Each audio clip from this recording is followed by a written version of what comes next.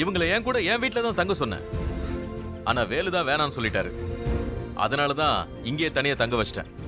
நீங்க இவனை இவ்ளோ பாசமா பாத்துக்கிறது எனக்கு ரொம்ப சந்தோஷமா இருக்கு சார். சரிம்மா, நீங்க வேலுவோட பேசிட்டு இருங்க, நான் கிளம்புறேன். வரேம்மா. சரி வரேம்மா.